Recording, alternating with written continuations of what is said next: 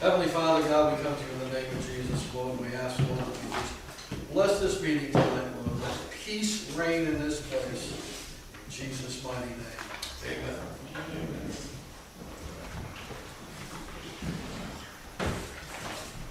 All right. Roll call. Scott Ferguson here. Tim Kerman here.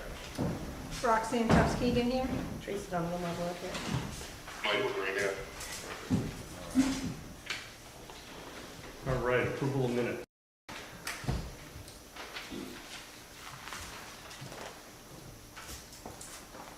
Thank you. Has everyone had an opportunity to review them? No. All right. Gladly take a motion. I'll make a motion to accept. I'll second. All those in favor? Aye. Aye.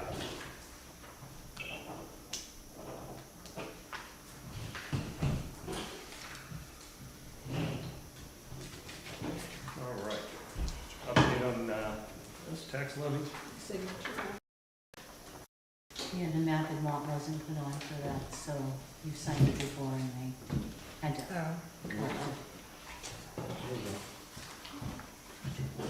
Oh, that was just up. You know who's left? Yeah.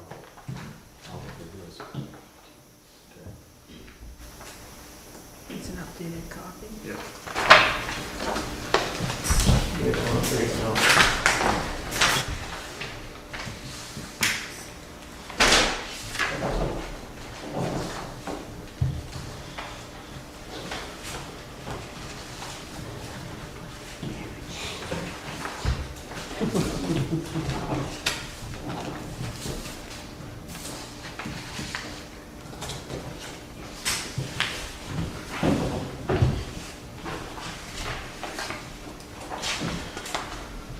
Yeah, the arm in here.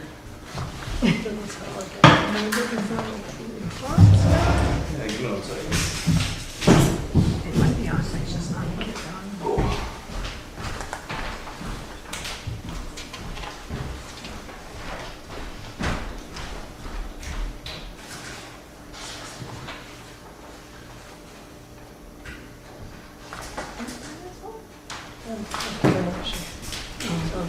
It just says like on it, it's like, it's just like a copy.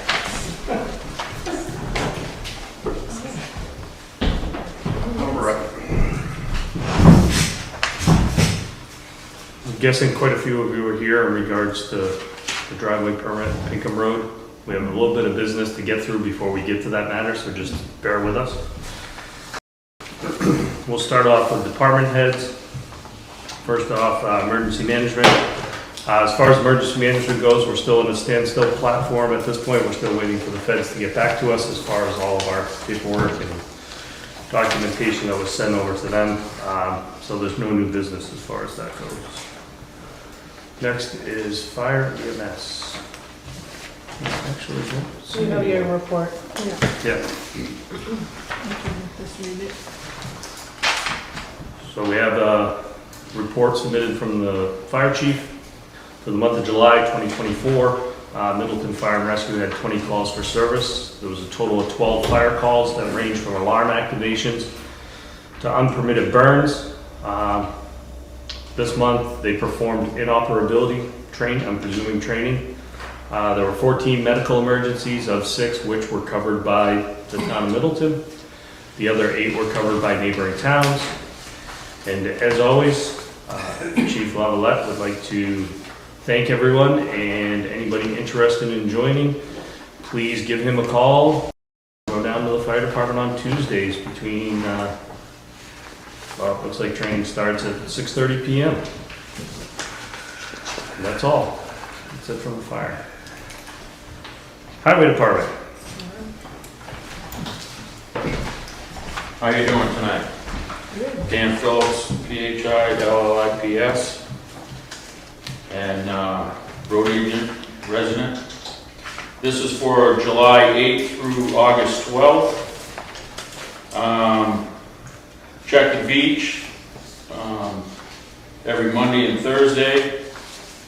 Make sure the garbage and all that stuff in the bathroom and stuff's all swept out. It's taken care of. Replace the brushes on the sweeper for the loader room. Break New Durham Road as needed, dirt road.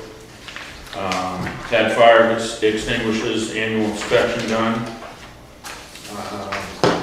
Rake dirt roads as needed, Gary, Lincoln, Spruce, Pine, all the other roads. Replace the hydraulic lines on the loader that go to the broom. They also run other attachments. Loader's is a 2014, so to get 10 years out of hydraulic lines is pretty good. Took the last sander out of truck number 27, which is the TerraStar. We're getting ready to put a new chain in that. Repainted the skid on it. Did the ladder and the sideboards, painted those. Changed the oil in truck number 1, which is the pickup truck. Also replaced the front brakes and the rotors on that. So we have inspection coming up in September, so that should be all set for that. Up at our New Durham pit, we have, I don't know if you're aware of it, we have a pit up it's actually in New Durham on Kings Highway. And that's where we get all our winter sand and all our stone and stuff that we crush for gravels and stuff. The crushers, we had a bunch of oversized rock up there that was done with a hydraulic camera that was on the excavator. That was before I even got here. So we moved that all into one spot so that the crushers can crush that. They should be here either by the end of the week or next week. And then we'll be crushing crushed gravel, stone, and creating winter sand. Cut the brush going down into the pit up there from that last snowstorm that we had. I know it's August and we're still talking snowstorms, but there was a bunch of trees and stuff we had to get out of the way to get down in there, and so the crushers could get in there. We mowed the lawns as needed. We take care of the old town hall out back, across the street there, which we call Page Field, and then the municipal building. We did some ditching on, and that's where we go with the excavator and we scoop out in between the culverts there. Did some ditching on Lincoln, Dudley, Elaine, Gary, Drew. Had a lot of rain last month, so we checked the cross culverts on Kings Highway, Ridge Road, Silver, New Durham. We just started, I don't know if you've noticed, but we've been working down on Silver Street, started cutting the shoulders. Basically, all we're doing now is the pavement goes at we'll say a 2% pitch coming off, and then the water's supposed to continue to the ditch. Well, over years, what you get is you get buildup on the side of the road, so water ends up running down the road. So the reason why we cut the shoulders is so that the water can shed off evenly and doesn't run down the side of the road. And that's what breaks up the side of your pavement on the side of your road. So that's a very important thing to do. So that's what we've been doing. Fixed washouts on Partridge, Pheasant, and Drew. We had a few washouts up there, and that's the cause of the water running down the side of the road. So we fixed those 3 spots. Ditched buttermilk extension down here, the dirt part. We cleared the box culverts on Nicola Ridge Road. We had beavers that got into the culvert down here. It's a twin box culvert. It was older stuff that was in there. We cleared that out. We do have a bit of a beaver problem on Nicola right now at the box culvert. We've been clearing that out. We have been in contact with the trapper. He was just waiting on permits, but meanwhile, we'll just keep cleaning that out. Try to be a little busier than they are, I guess. I did see him Sunday morning. It wasn't very big, but he's got some ambition. But so do I, so we will win.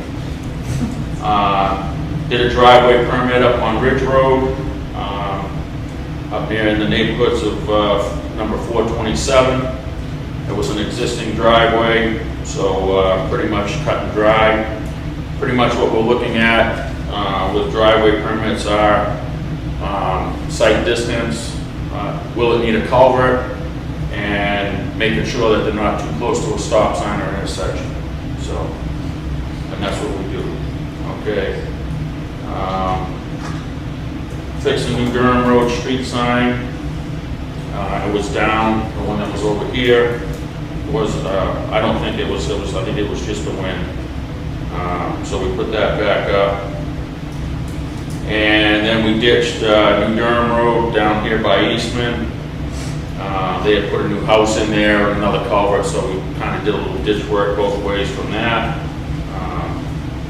We ordered the tires for the loader. As I stated before, the loader is 2014, and I'm not trying to get a new loader out of you guys, I'm just telling you, it's in very good shape for a 2014. So to get 10 years out of those are the original tires. We ordered new tires for that, and those should be coming in probably next week. Now, the burning question. Parking lot out here. I did call Andrews. We reached out to 3 companies. We reached out to SUR Construction, Andrews, and Ambrose Brothers. The only price I've gotten back so far it was SUR. I did talk to Brian Davis, which is one of the owners of Ambrose Brothers, and he assures me he'll call me back. But we do have some pricing for that, and I did talk with the owners of SUR. Of course, I used to work there, so I'm pretty good, know them pretty well. Asked if they could squeeze us in this year, and as of a month ago, they could. So we'll just see what we get for a price from Ambrose Brothers, and then we'll go from there. Perfect. All right, and I did put a copy of the quote from SUR on there, just so you have it for you, and I did submit the email over there. Yes. How are we for winter salt? We all stocked up and stuff coming? Salt, you typically order, we did get the salt price, it's $69 a ton, which stayed the same price as last year. We do have pretty much our full salt budget. So the way our budget is kind of funny, the way our budget works. Our budget is from January 1st. So usually we're all set with salt by then. Usually, sometimes you have to order a couple of loads, and I want to say it's probably like, I'd have to guess. Let's see. It's not cheap per load. It's usually 32 ton a load. So whatever the math is on that, 70 times 30, whatever it is, it's almost like $3,000 a load. So we do have our full budget for the salt. So we'll be ordering that and getting the salt shed full. Okay, before snow flies. So we are all set with that. Any other questions? Thank you. All set? Police.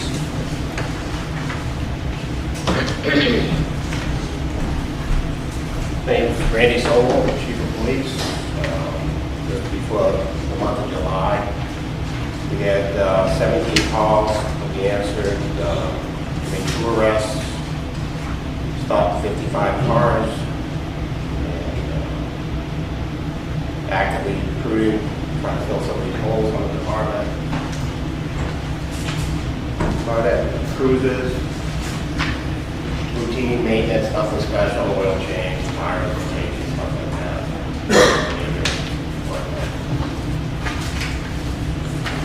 Question, did I have? Dan? Oh, the 5th cruiser, did we decide what we're doing with that? The AC, They'll be under control. That would be. No, we haven't, no, at this Okay. point in time.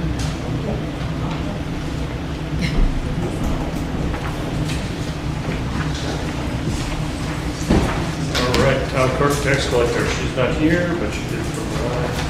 did submit one of them, the other one, the state program was down. This is just the collections for the month of July, which is a pretty big collection month because of the taxes. So she brought in $2.2 million, and that's all attributable to taxes. So we had just the collection summary from the tax collector, and so we collected for the month of July 2.2 million. Then another report we typically get, she wasn't able to produce. The state was down. Yes, so. Which means the revenues for everything else, like motor vehicle and all of that.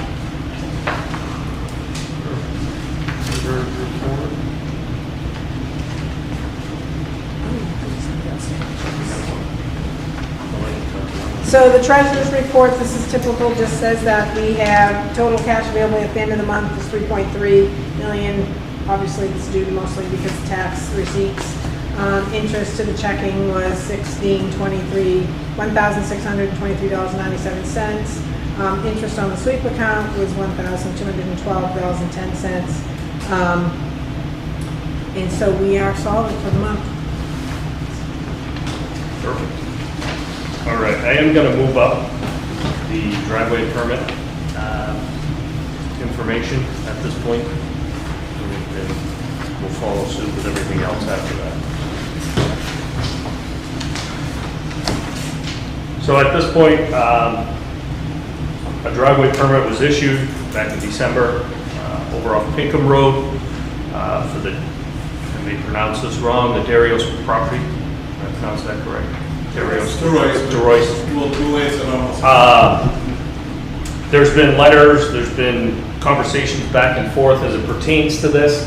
I've kind of gotten myself pretty deep in the research aspect of all of it. At this point, I think the town is willing to approve a permit on Pinkham Road for a driveway permit.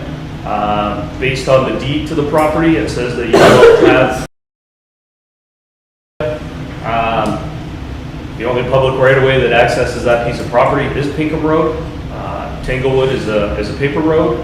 The other thing is I know there's a lot of discussion about a small 5-foot partial stretch of land, essentially between the road and those parcels of property.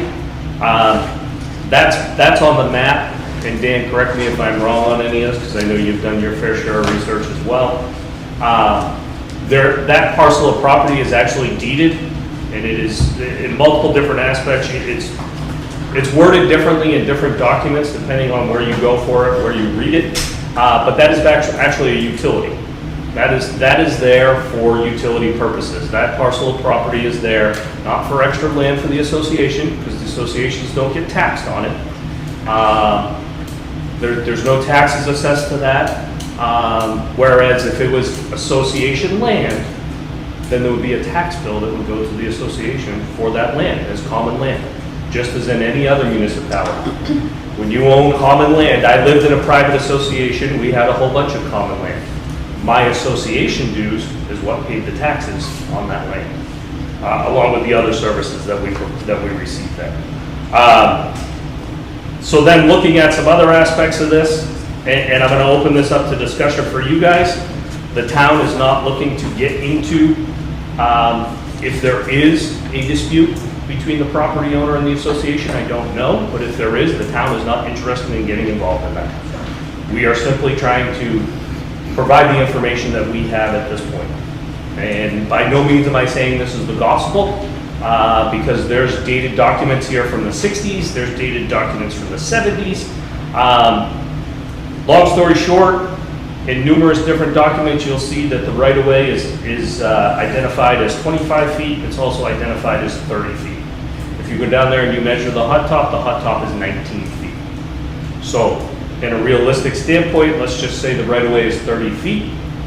The roadway is 19, that's 11 feet.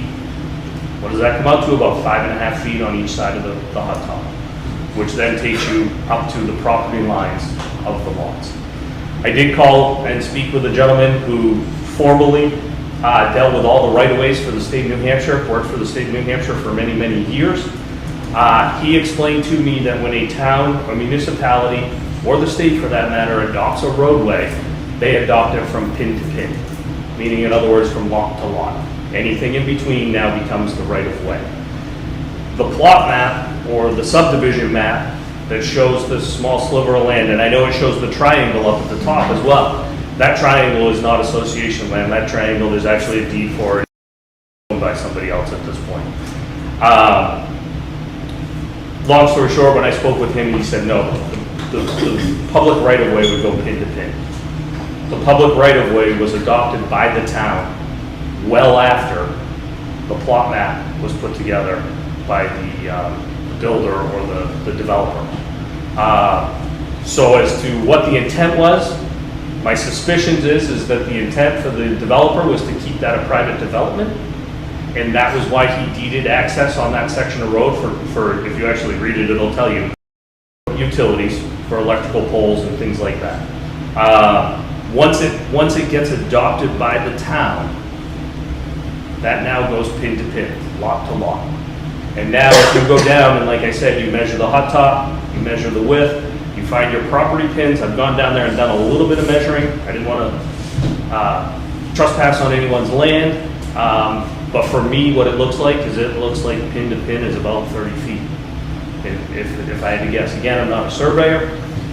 So based on that, well, like I said, the town is not looking to get involved in any controversy between the two. But at this point, the town would only be interested in issuing a driveway permit on Pinkham Road, based on the information that we've obtained and received. And our process and our thought processes on that is twofold. One, the highway director has the authority to issue those permits, and he issues them on what he sees best fit for the town and for the traffic patterns, as he discussed previously when he was up in front of us all. So with that said, with Tanglewood being a paper road, in his deed, in Mr. DeRoyce's deed, it states right in there, a deeded access to public way. Pinkham is the only public way that accesses that lot, both of those lots of land. That's right in the deed. So with that said, moving forward, we have, the board in previous meetings discussed the matter briefly. And what we discussed, because I know there was an email that came out questioning some of the verbiage in the meeting. What was put forward as a motion there was that the town had no problem issuing and approving the permit, which we don't normally do. Normally he issues the permit and that's that. It doesn't even come to the selectmen. For some reason, this one came to us after the fact, and we voted unanimously to go ahead and approve that permit as long as there was no litigation. Now, what I meant by that statement when we put the motion forward was if there's lawsuits or litigation between the association and them, again, we're not looking to get involved in. That's not our fight to win, right? But if there is no litigation, we have no problem moving forward and issuing the permit to them, the driveway permit to them for access on Pinkham Road. So with that said, I'll open up to you guys with any questions. I'd like to add one more thing, if I may. Every road in town, if you go look, you'll have your property pin on one side of the road. You'll have your property pin on the other side of the road. I know everybody thinks, I worked in Rochester for 11 years, and everybody thinks that their property, when they buy a piece of property, goes right out to the pavement. Well, it doesn't. It goes to wherever that property pin is. Now, sometimes your property pin is 10 feet from the pavement. Sometimes the road isn't put in the right of way right in the center of it. It's off to one side. Silver Street is a good example of that. One side it's very close. The other side it's probably, a good 20 feet to the stone walls and stuff. So when I issue a driveway permit, I'm issuing a permit for you to get from our right of way to your piece of property.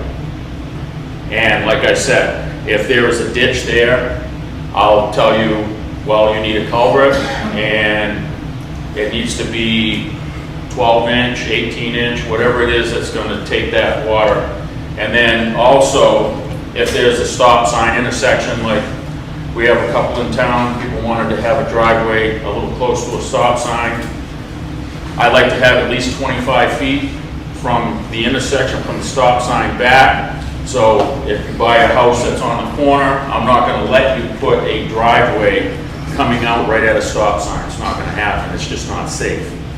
Also, if we have a piece of property that might have some sight distance, might be on a knoll or something, a lot of times what we'll do is we'll try to talk with the homeowner or the proposed homeowner, try to get that back a little ways that we're not putting someone in danger. Now, if there is no other place that we can do that, then yes, we'll do is we'll grant a driveway permit and maybe put a blind drive or something up like that. So basically, we're not trying to stop anybody from getting to their property. I know in this one particular case, you know, people like to dump the leaves and stuff down in that one spot. That's a little, maybe a bone of contention with me, but it's not the only spot in town where it happens.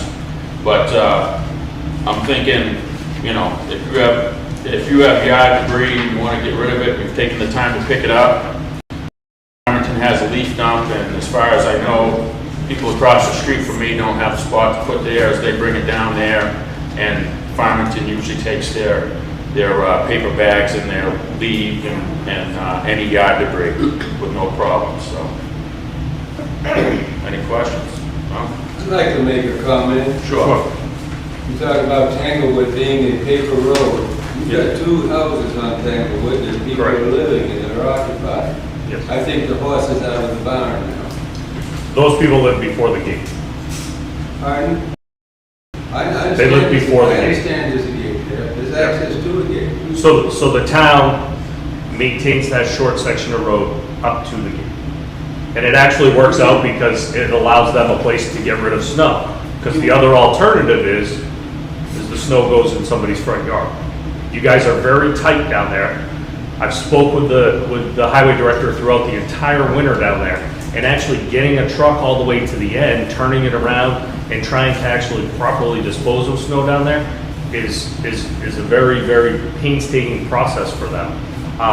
So that point over there acts as a good drop-off point for them to pile snow. I get all that. But the next thing is, he has an exit right now, an entrance off of Tanglewood at the moment. It's right across the street from, and when they initially went into work on that property, they came in from Tanglewood. But Tanglewood is, so I believe they may have come in on Tanglewood in the interest of all of this going on. What I will say, and I'll just read a couple quick things to you, is in 1978, Warrant Article 27 is the warrant article where the town adopted those roadways down there, okay? I don't have the meeting minutes to show what the vote was, but clearly it passed because we're maintaining the roads, okay? So those roads were adopted and passed in 1978. The warranty deed for this lot, and I want to make sure I get it right. Give me 1 second, y'all. Conveyance notes made. So there's a section in here, and this is in regards to the Darius lot. Okay. This conveyance is also made subject to an easement agreement to New England Telephone and Telegraph Company, recorded in Book 612, page 360. Flowage rights in favor of Wyandotte Worcester Company. Restrictions recorded in Book 793, page 435, Book 405, page 482, Book 468, page 472.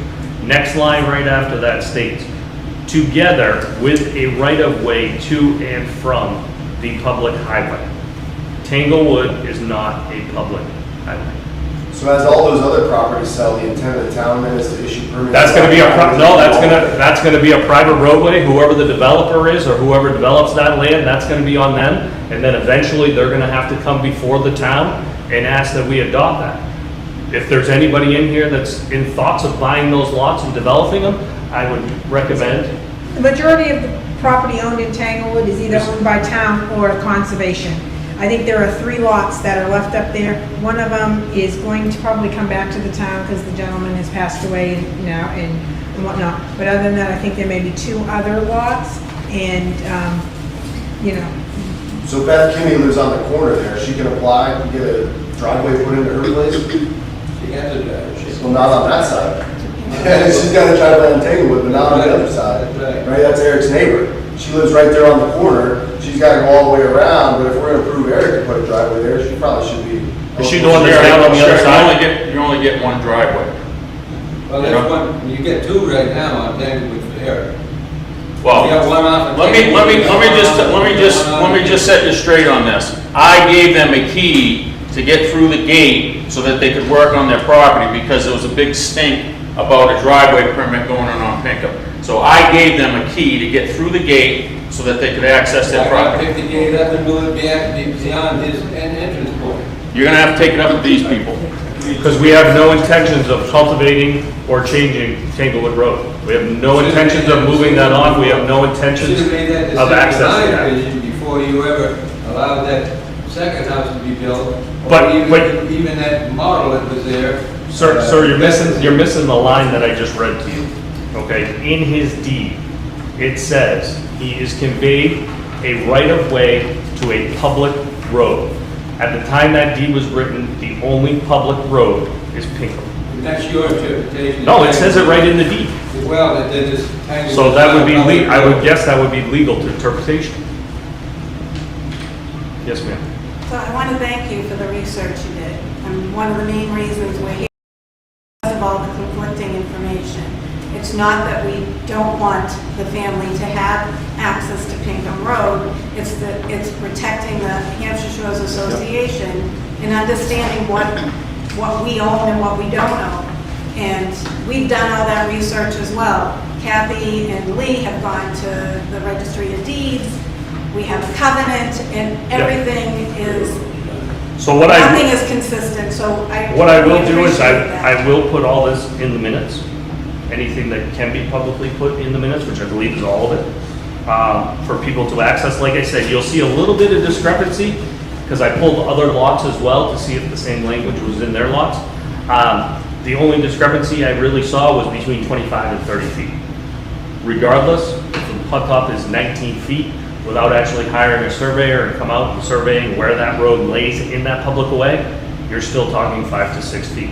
Whether it's on his side or the other side, that I couldn't tell you. If it's 30 feet, then I would assume it's both sides, or we're well past that 5 foot. But that 5 foot parcel of land is when you go and look at further maps down the road, not from when the development was developed, but later on, you'll see that that's not even on. Correct. I could not find that 5 feet Yeah. on anything, but what I did find, I mean, basically, we do not have a problem with the driveway access. We're trying to act in the best interest of the association as officers and board members to protect the covenants and the future implications of making an exception or, you know, providing the driveway, whatever. But what stands out to us is from June 13th of 1978, when they gave the roads over to the town, and the town took possession. It says, provided, however, that Hampshire Shores Association reserves a 25-foot wide strip of land at a point to be designated near the boundary line, which you've discussed, of Hampshire Shores and its abutting owner, said strip to serve as a buffer zone to prevent uncontrolled through traffic. That's the piece of the covenant and the research that we've done that has been the part that we're confused about and how we want to make sure we do the legal, So I proper think your procedure. 25-foot section is probably that triangle that you no longer own, where the gate is, that actually allows you access up and over to the other association. Because that would be the boundary Why would they call it a line. strip then? If it's that Because that, triangle? and secondly, that strip of land that you're seeing on the developer's map Yeah. is nowhere near 25 feet. We're talking 5. Correct, yeah. I mean, it looks like it's like 5 Yeah. feet maybe. It's, I 5, believe 6 it's about 5 feet. Yeah. From what I've read and found. And like I said, that 5-foot strip was actually put there by the developer as a deeded access. That's why he gives, in everybody's deed, you'll see, he gives those that have deeds from back when the original infrastructure was developed. You'll see in there that he gives deeded access to the telephone company and all the other companies because that's where they run. I guess another way to look at it is like this. We are not going to adopt a roadway and not accept a buffer on the side of the roadway. If you have some exotic plants on the front of your property line that you bought for $1,000 a piece, and Dan comes by with the plow truck to dump snow and he's winging snow off, the last thing I'm gonna want, and any municipality's gonna want, is you here in the spring going, you owe me X amount of dollars for my plants that are out there. That's why typically when I spoke with the state and asked about when roadways are adopted, they told me it's pin to pin. That way there, if you put plants out there, I don't know to say it like this is the right way to say it, but ultimately that section of land is ours. The town owns it now. I mean, I think that the information you've given us now has given us some clarification because we've been working on this for weeks and have not been able to get the clarification that you just said about when you talked to the state and you got that pin to pin information. And the gentleman I actually talked to lives down in the lakes. He's worked for the state, or he doesn't work for the state anymore, but he's worked for the state, I think at that point for like 20 years. And that was what he did, was rights of way. The other issue is the land kind of slopes, especially now that it's clear and there's a driveway going in there. So what is the town going to do? I mean, I'm sure maybe Dan is the right one to do this about the culvert and the runoff because it pretty much looks like it will go right downhill into the old Association Beach or the neighbors that are right down there, to Linda's house, right? So what do you do? All right, so I'll address this. Okay. All right, so when we went out, looked at it in December, okay, obviously there's a hill there. They actually wanted their driveway up a little bit further. And I said, we can't put it on the hill here because you'd have to excavate all this material out of here because typically when you put a drive, my driveway is the same thing. My driveway comes down a hill and then I always put, you must grade the first 5 feet away from the pavement so that now you end up with a swale like this, okay, if you will. So when that water comes down the driveway, it's going to go down on the side of the driveway and then continue down through. Now where that hill ends and where they want to put their driveway, or where I recommended they put that driveway, the water would come down the driveway and then continue on into the swale, which is the lead dump. So that's where the water will go instead of dumping out onto the road. And if they're going to have it paved, I will make sure that we get over there and check that before, because there are a bunch of driveways in town that dump out onto the road and they're actually not built right. And people just not taking care of their driveways as well. So, but that's another story. So where I had them put the driveway, there is ample room for the, yeah, go ahead. I just want to say that final grade is not final. What you see now is not final. I don't want water in the road just as much as you Yeah. want. I mean, actually, I'm not even concerned about the road as much as I'm concerned about the lake. I mean, I don't want that water to go into Linda's house or into the lake. I'm sure they don't either, so. Yep. Right. So is that the owner's responsibility or is that the town's responsibility? As far as what now? To ensure that The is done properly? Or Yeah, the grade, that will be my responsibility. So if they're gonna have that paved, or if they're gonna gravel it, I'll go over there before they do their finished work and make sure that that's graded properly. And if it's not graded properly, we've got a little machine over there with tires and a bucket on it.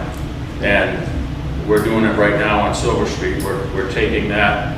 So this is supposed to be the road. You have a hump like that, put that bucket down, and then you scrape that off so that that water runs off. It's similar to a roof into a gutter.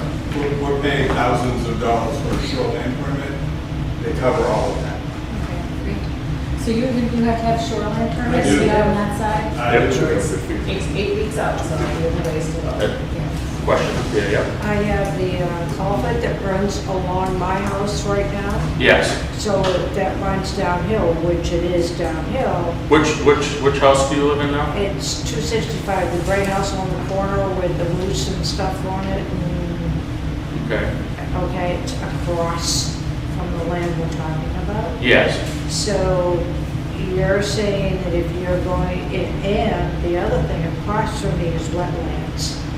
So you're talking about grading, is it going to be running into the wetlands, which eventually run? It's gonna run where it's running right now. Right into the lake. It's gonna run right where it's running right now. How would that be? The water falls out of the landscape sky. has changed. No, the landscape has changed. We're talking runoffs. Are you talking down the driveway? Because the No, I'm ditch and the talking down culvert's the gonna run road. exactly how it already is Well, running. I have a culvert right there that goes from the wetlands under the road next to my house Mm-hmm, and runs into the lake. mm-hmm. So if you divert the runoff from this property. They're not diverting They're any. not diverting anything. what- Literally, where you have the marine ditch on the side of the road or what have you already, they're gonna put a culvert and a I driveway don't over know it. The water is still The gonna. ditches and the wetlands. It's right ditched next to right on that road already, I would. And, you know, we're throwing the word wetlands around here. I'm not a soil scientist, and are you one? So. I just know that there's a culvert there. I'm on the There's a, watershed committee. yeah, okay, but I'm just saying, okay, so that if you're on the watershed Test your committee. water. Yeah, well, thank you. So what I'm saying is just because there's a culvert there, when you make a development, there's a low spot on this side, there's a low spot on that side, they put a culvert in. It doesn't make that that's a wetlands. Yeah, it No, holds. there's wetlands next to the land that they have, is what I'm stating. Yeah. I don't know. They've hired all the people that they need. I don't believe there's any wetlands on their land. So we don't know this. We So- have- At least I haven't been educated. I guess the one question I have for you is, before they bought the piece of property and it rained out, where did the water go? Into the wetlands. Okay, Well, that's where it's gonna And down continue to through the go. culvert. So that's where it'll and go. out into the lake. so that's where it'll go. Okay. And there isn't gonna be any I mean, additional water flow, it's gonna be the same. so I'm not trying to belittle anything, but I'm just saying, anytime you have a piece of property and you build, you clear it and build a house, yes, there is Well, we don't have the additional trees anymore. square, what's that? We don't have the trees anymore. Right? Okay. Yeah, they're gonna build there, you don't, unless, Right. they're not gonna build, I'm just talking about absorption Okay. of water versus runoff. Suppose there was trees on your lot before your house was there? I think there were. Well, I'm sure there was, but there weren't as many people living there either. okay, so we don't wanna head in the wrong direction here. Yeah, We don't wanna head in the stay wrong focused, direction. please. Okay. So basically, as long as the water doesn't come out of the driveway, road, that, I'm good with it. Now, if Okay. someone else I comes, am too. okay, Okay. yeah. All right. So as far as, just so everyone's clear, again, the town, we're just here basically sharing the facts that we have with you folks. That was the purpose of this. If you folks still have a situation with this after tonight and want to pursue other avenues, that's between them and your association.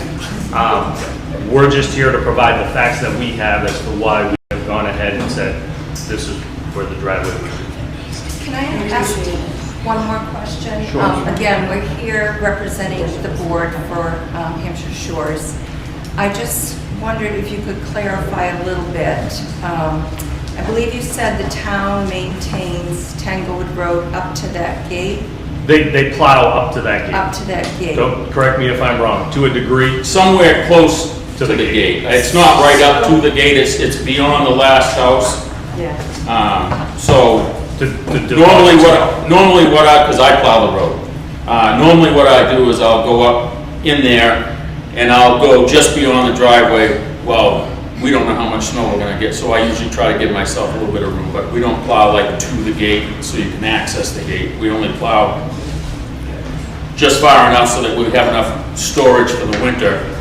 And, yep. So I guess the question I have is, doesn't that property abut that section before the gate? No, No. I don't believe so. That, Or maybe- I specifically looked, but I was told no. How wide is So the Aaron, gate? do you know that? I think you know part of it, but there's quite a bit of a Yeah, hill. right.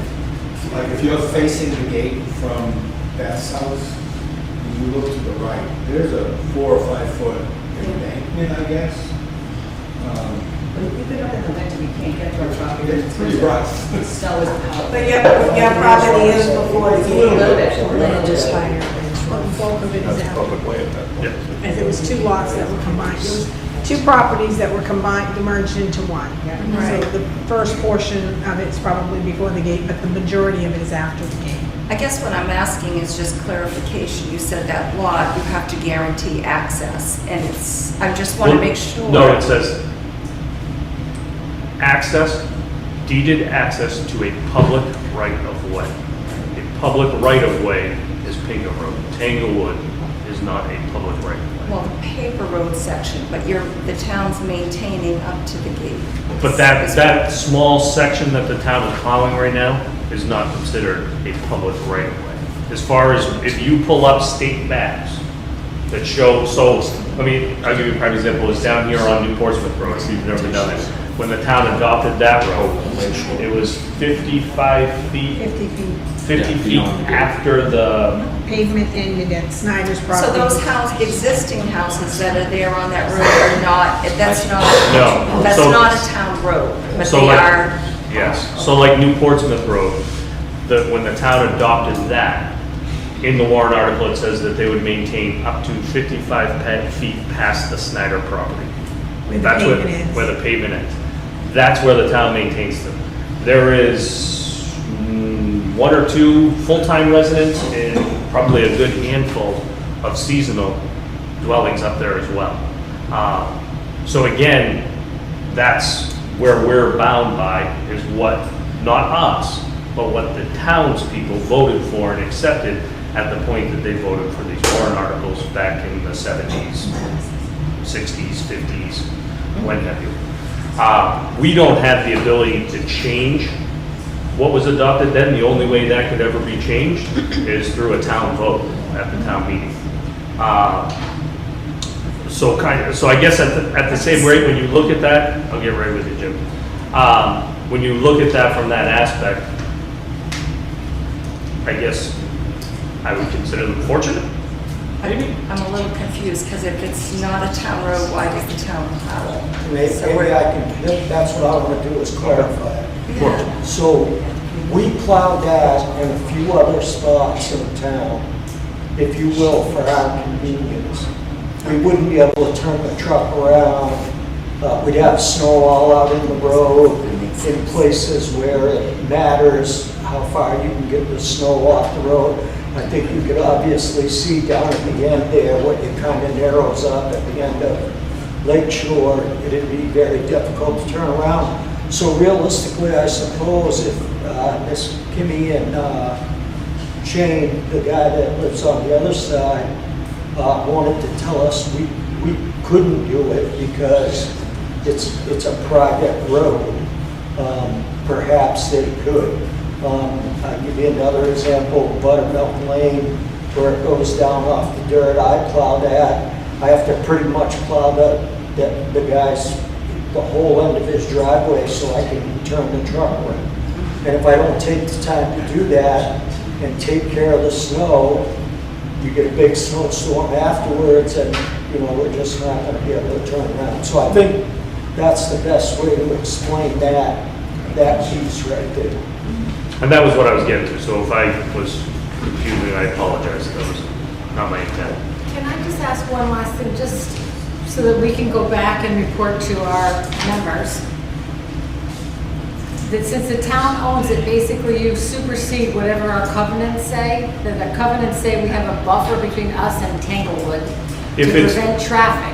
If But it's part of that right-of-way, yes, Okay, that the superseded. town When the town took that supersedes, road okay. over, we took over Kind of- that whole, So, just a comment, I'll stand up, because I want to speak to Eric and Heather as well. As members of the board, we have, an obligation to Hampshire Shores. We're friends of Eric and Heather's, we'd like to stay that way. Yeah, all of us. All of us. What I heard, and it's all hearsay, I'm sure, is that the town initially would decline a driveway permit until they got approval from Hampshire Shores. Never got said. I don't know who told me this, but that was what I had heard. So Hampshire Shores asked our lawyer to look over the deed and everything and say, can we do this? He came back and said no. Now, my question there would be for your attorney is, okay, well, right here it says that we have to deed him access to a public right of way. So if you're telling me no, then how do I grant him that? Right, so Eric pointed out that. We need to clarify what happened. I think he's doing something. Okay. I don't think you know how this all happened.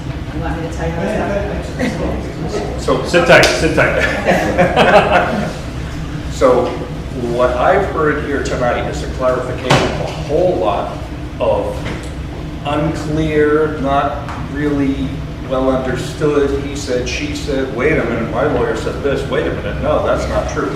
So I think that the reason that, I don't even know who requested the meeting, but the reason that we're having this meeting is to say, initially, we had heard one thing, and now what we're hearing is, what we heard before is not really valid. And like I said, I'm not telling you that I'm an attorney by any means, but as a general layman person reading through all these documents, it's very clear to me.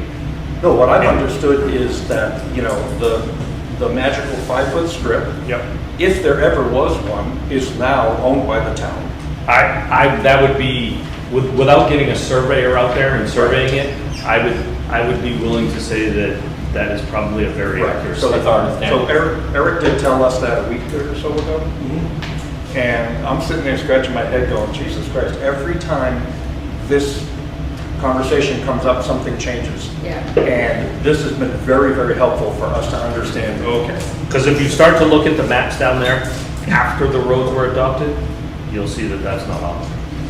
So Kathy actually pulled up a map today on her phone that did not show any buffer strip there. Right. And the tax map does show that strip there. But then somebody told me the tax map is not at all valid for actual property designation and stuff. It just shows who owns this.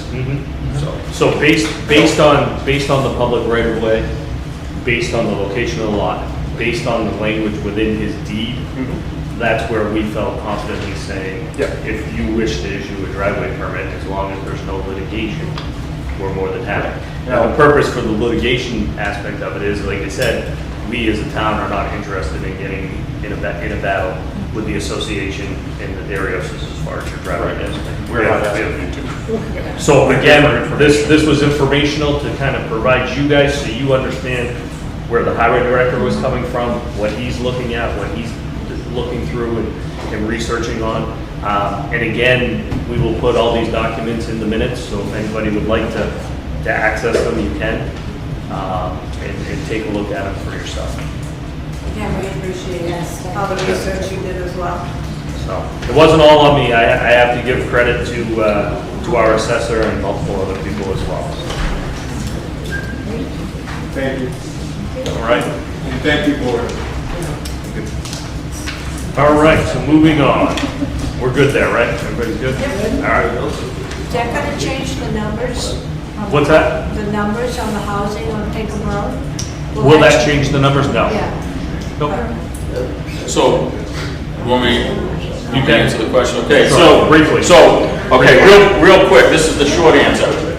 Numbers for houses, they go through the state, through the 911 system, and basically all they are is a measurement from the nearest intersection to the next intersection. So there won't be any, like, if you had house number 115 and you thought the lot next door to you would be house number 117, that's not how it goes. You could have 115 and then 150 feet up the road would be 123. And you say, well, what happened to 117? And it's a measurement. It's a measurement from an intersection, and it's done through the state for E911. That's the short answer. Then on the other side of the road. Right, and it's a measurement. Yep, so Next, that's what it is. Next on the agenda for tonight is Cornerstone. V&A. They've submitted a letter for requesting a donation for the next fiscal. Thank you, folks, much appreciated. I didn't take it as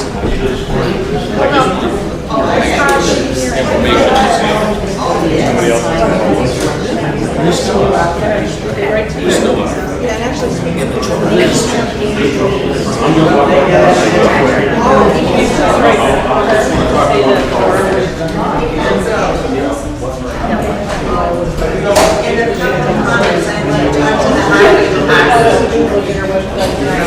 You want to talk to the highway? I'll go get in the public comments, yes. Okay, we'll get I'll go get it. Okay. Folks, everybody, we're gonna move the meeting along. Thank you. Thank you, folks. Sorry about that. Oh, no, you're good. You're good. Thank you. It's a little difficult for her to chase after him. That's why she has a cane. I thought that was perfect. Get over here. If you look at it, you'll be detained. All right, so we did get a request from Cornerstone V&A. This is for the next fiscal, requesting their annual donation request. So I guess at this point, we'll recognize that and Put it in with look further to it come budget season. So nothing else we did done? No, correct, Question, what was the amount? $1,000. Yep. And they did actually, I did get a letter from their most recent one thanking us for this current fiscal. All right, next on the agenda, there's a couple write-in things that I put on here real quick. Is the boiler over at the municipal office. So we got quotes from Vashon Heating. We got quotes from Badger Plumbing and Heating. And we have quotes from, I'm gonna butcher this, Ted Camaras. Camaras. So the quotes from Badger and from Vashon are twofold. One is for direct replacement of the current boiler that's there. And then there's a second quote, his is all the same, for changing that whole system over to a on-demand setup, which will is far more efficient, less maintenance, all around, although considerably more money, a much better option for heat and hot water. Secondly, in a space that's crammed where every inch is valuable, it will open up a significant amount of floor space and square footage space in the PV in that utility room for further use for other things.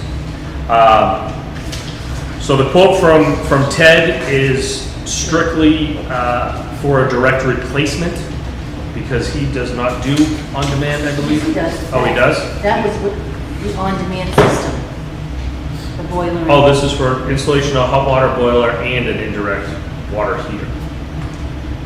Okay, Is this a copy of it? I believe that's a copy. Oh, okay.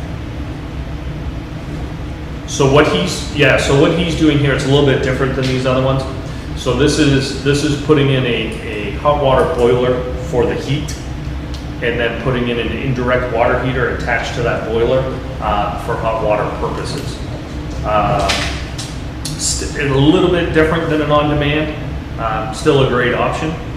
His quote for that system came back at $15,750. Badger Plumbing and Heating, they quoted, and this is for a direct replacement of the boiler, $8,960. How much? $8,960. For a changeover to a Utica on-demand boiler system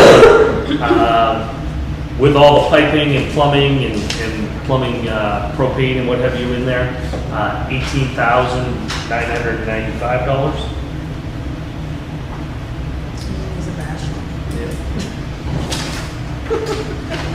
And then Vashon Heating for the direct replacement boiler system, $8,425. And then he is also quoting using a Utica condensing boiler on demand, for that system through him is $18,189. I think they gave us a quote for a direct replacement some time ago. I don't know even where that is, What's that? from Dead River. Oh, did I think it was like 20 something. But theirs for a direct replacement was like 20,000 for a boiler. But for I want to say we did get that Exact quote, but it change. was- And where are these funds coming from? Right now, the intent is to use ARPA. Okay, and we Yeah. have enough to do. We have just over 20,000, I believe, in ARPA funds available, and all that money needs to be expended by the end of this year, or yes, by the end of this year. So, I guess at this point, I'll open it up to discussion. I did speak with both Badger and Vashon. I didn't speak with Ted as far as their availability. But I would assume he's probably in the same boat as the others. They all said that it was something that they could get in and get done prior to our temporary permit that we currently have expiring.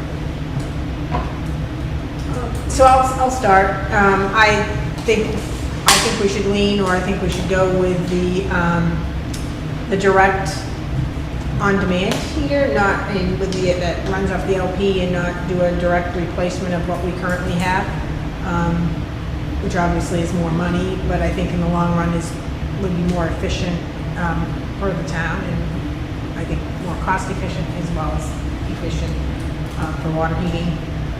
It's just a matter of choosing. That's just my opinion. I don't know what anybody else's thoughts are. No, I agree. I think in the long run it would be better for the town. I will say both quotes recommended upgrading the tank outside to a larger tank. And that would be, I don't know that Dead River would charge us for that upgrade cost. Or to run a propane line from the tank to the building. They'll take care of everything from the building in. But both of them said that the tank outside, it would suffice, but in the dead of winter, Dead River's gonna be there probably every 2 weeks trying to fill it. Which I told them, I said, well, Dead River's here typically every week anyways, dropping off fuel or whatever. But they said if you were to go with it, that the propane, they would recommend putting a bigger tank, just for convenience purposes. I know nothing about on demand. I have on demand. I mean, it's not like we're used to taking showers or anything. I mean, we're not doing dishes on The demand. good thing with on demand is this, the boiler, the furnace and everything else, it does not run when you're not requesting it. If you have a boiler in your house right now that runs your hot water, that boiler, even in the middle of July, you'll hear it kicking on because it's going to maintain temperature. With on demand, you're not burning that excess fuel because it will not turn on until you put a request for it. So that's kind of an efficiency thing with those. It's just new technology. It is cleaner. It doesn't require a cleaning of the boiler every year. Whereas, like we have oil, we have to have the filters, clogs, and you know what I mean? So it is cleaner in that aspect. But it is more expensive, obviously, at the front load than it is. Both of them said that it was, maintenance-wise, it was, far less maintenance than a traditional. I personally own on demand, and I would test it's a lot less maintenance. It's the only way to go, really. It's much more energy efficient, and there's nothing required, really. It's great. And I've owned them for 12 years now, with no issues. So we're looking at the difference between Vashon and Badger, which is a, what, $800 difference? And I will say, both of these companies are local. They are in Middleton. I said we go with Vashon then. Vashon's Farmington, Badger. But I believe he lives in Middleton. I think he may live in the middle. There's another young kid over in New Durham too that's, We're at the point where We're making a decision. Yeah. So I've called a whole bunch. Those that didn't want to call back, I was done chasing. Yeah. I'll make a motion to go with Vashon. I'll second it. All right? All those in Or favor? do you want to discuss? Or do we Is Mike wanna- still on there too? Mike, you still there? Yeah, I'm still at Okay. So yeah, my motion to go with Vashon for the on-demand, which would be 18,189, right? Yep. Yeah, and I'll second that.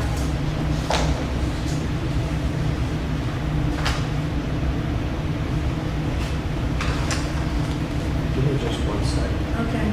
I just want to read over this and make sure that I.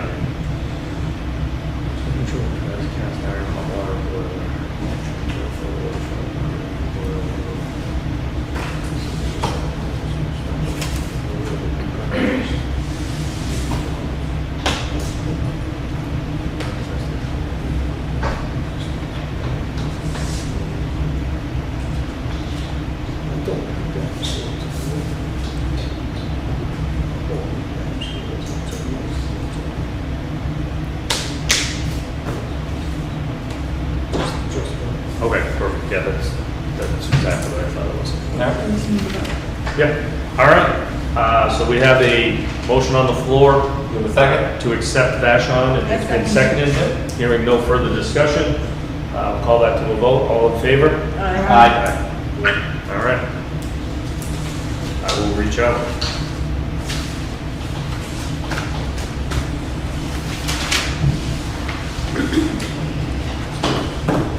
And then last but not least, I don't even know necessarily whether this needs to be on the agenda, but for all intents and purposes, because it is in the miscellaneous on the checking account.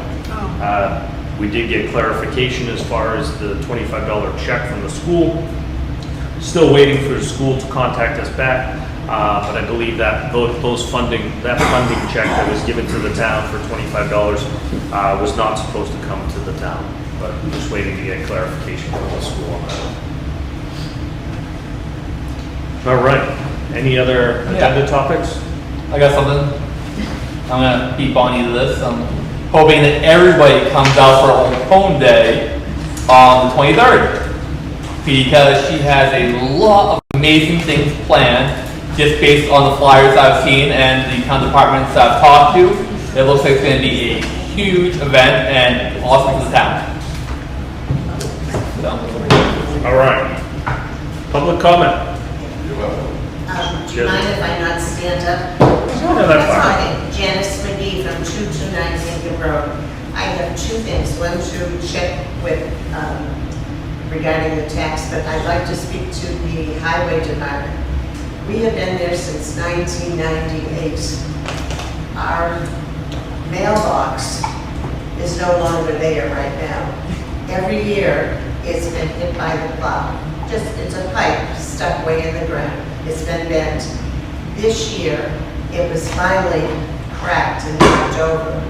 So my concern with what you were talking about, setting so much on the road, so much away, where can I put my mailbox that it's not going to get creamed? 229, you said? 229. 229, okay. I will come over. You guys here every day? We will be this week. We went down to Massachusetts on an old timer's doctor's appointment. Okay. Every other day. So, We bring your mouse to the time. yeah, and I plow down there. Okay. Oh, so you're the guy.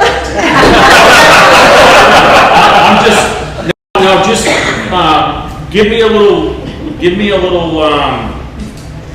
When they're on. where 229 is. Okay, as you come down on Pinkham. Yes. To the second house on the left as you come down. We own 229 Pinkham and we own the lot next to it and then the boat ramp.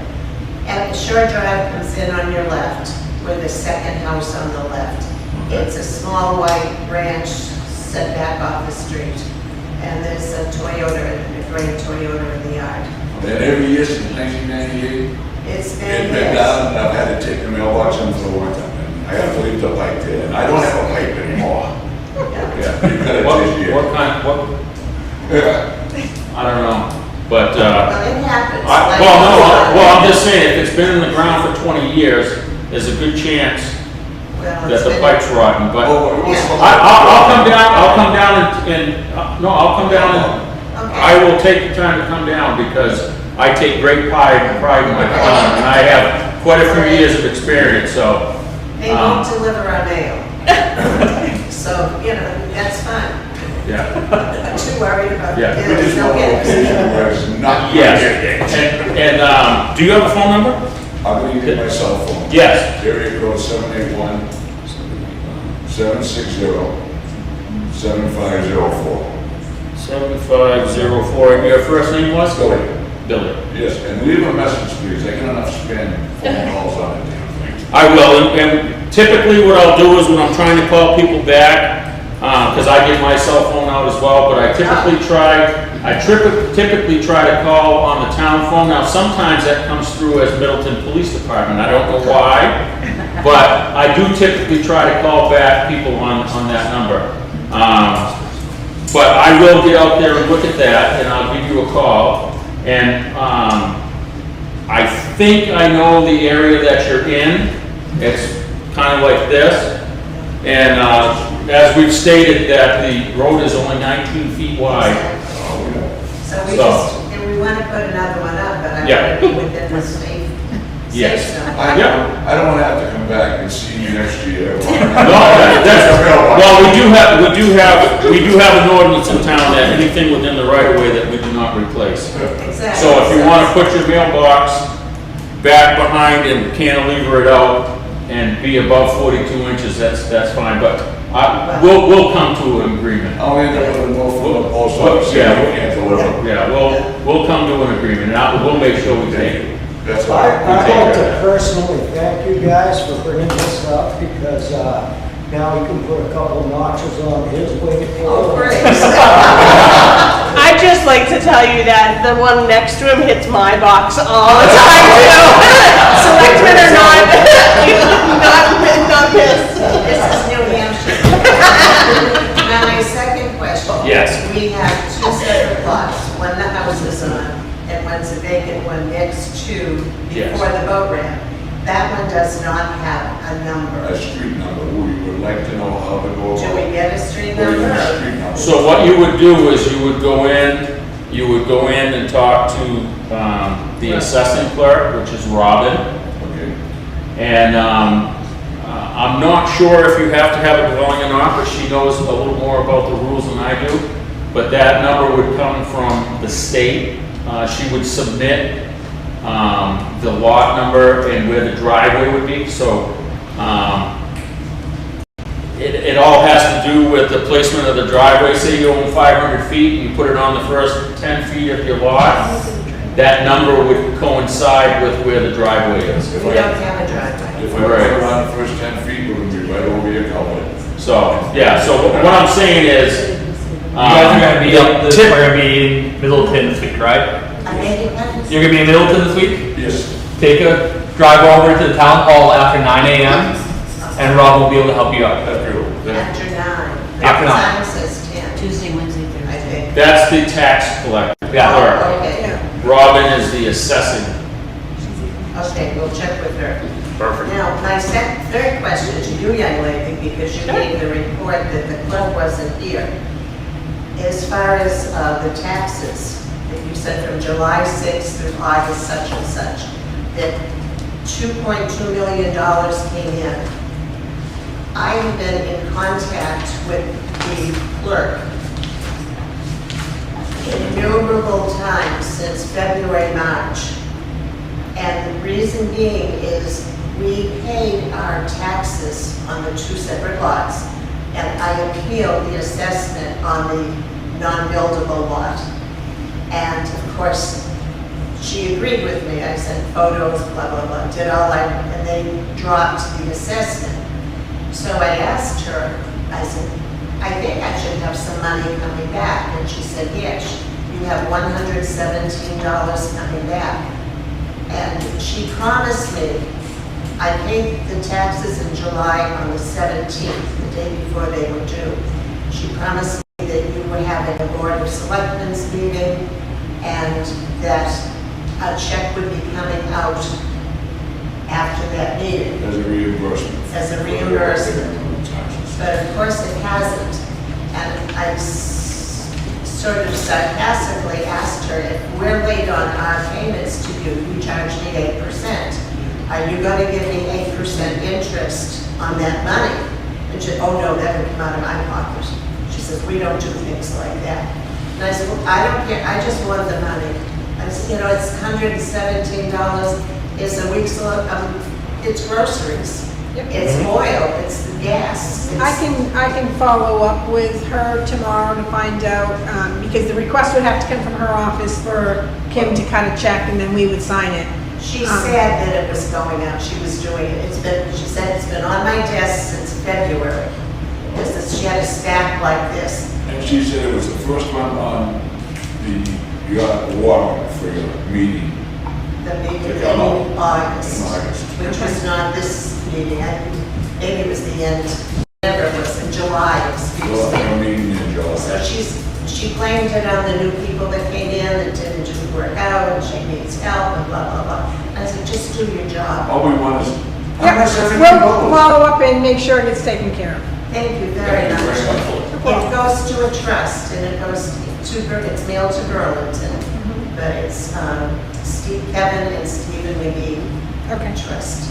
So I the other appreciate that. trustees, we pay for it. Fair enough. Okay. Thank I you so will much follow for up your with that. patience and Sure. for your due diligence. No, well, thanks for waiting to the whole meeting to. Well, thank you for listening to us. Absolutely. And it's nice to go to a meeting to see what's going on in this. Absolutely. I agree. And I'll thank go out you. there, I'll go out there, I'll look at it. I appreciate that. Yeah, That would be nice. no problem. Because I like to get my mail. Yeah. All right, Bonnie. All right, to what Tim said, I thank you for that. Also, next week on Wednesday, August 21st, the Old Home Association will be having their 158th Old Home Dinner. It's 11:30 to 1:30.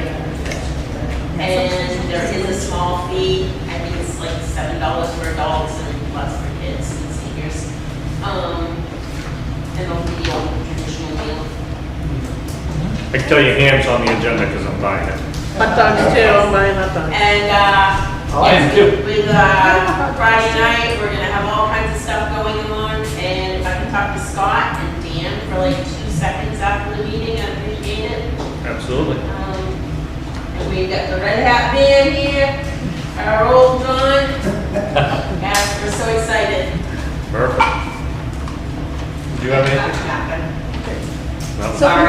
So before we close, I just wanna, we had a non-pub earlier, so I just need to, make an motion to seal the minutes I'll make for a motion 5 to years. seal for 5 years. Okay. I'll second. And that would be because it affected adversely the reputation of any person other than a member of the board. Roll call, Mike to seal, Roxanne, yes. Scott Ferguson, yes. Tim Kerman, yes. Tracy, yes. Mike, yes. Thanks, Mike. So that'll pass. Okay. Actually, I do have a question about it. Sorry, it's for Chief, actually. Chief, how many officers are you looking for to, like, recruit? Well, part-time would be a couple, part-time don't really have anything yet. And we have one full-time opening. One full-time opening? Well, to the end of the year, we're going to do 3 plus 2. Yep. Full-time opening. Chief plus 2, okay. So 2 full-time and then. Thank you. All right. Chief, if you don't mind. Hearing no other public comment, I will gladly entertain a motion. Oh, Sir? I just wanted to speak to the chief, and the reason is, I spent 35 years plus in law enforcement in Massachusetts before I retired. I retired as a detective captain in the city of Woburn outside Boston. And if you need, I can offer you my services to the town. I can't do police work anymore, my back and hips won't allow me, but my mind is still decent. I've been trained senior services, rape investigations, homicides, internal affairs is a barely work of mine. I did it for 20 years. So anything under detectives, no longer, I've been in narcotics, regional narcotics division on it. And I was a performer for 25 years, so I go in all night shift, and I was also the chief of the captain of the patrol division, so I'm very up on patrol functions and management policies. And if I can be assistance to you, more than welcome to give you my time. Okay. And donate it to the town. Much appreciated. Thank you. To get my mind going, my body says I'm out of my mind. Yours too, but that's all right. Could I get your last name? I'm sorry. M-A-G-E, first name Billy. If you need references, you can call the chief of the Woodland, Massachusetts Police Department, Robert Rufo. He was a rookie when I was a patrol sergeant, and he and I are good friends. So if you need any references, you can call them there. Perfect. Thank you again. All right. I'll make a motion, we adjourn at 7:53. Second. All those in favor? Aye. Thanks, Mike.